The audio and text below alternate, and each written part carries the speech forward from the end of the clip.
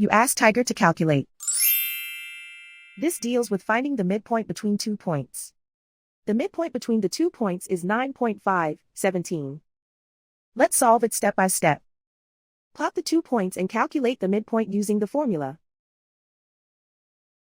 The coordinates of point 1 are, x1 equals -58, y1 equals 74. The coordinates of point 2 are, x2 equals 77, y2 equals -40. PM represents the midpoint of the 2 points.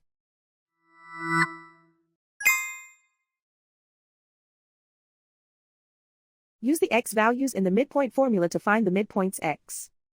x1 equals -58. x2 equals 77. Simplify the arithmetic.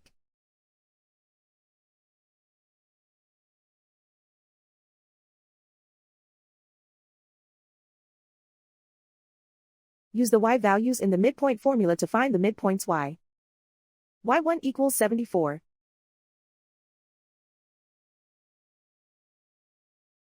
y2 equals -40. Simplify the arithmetic.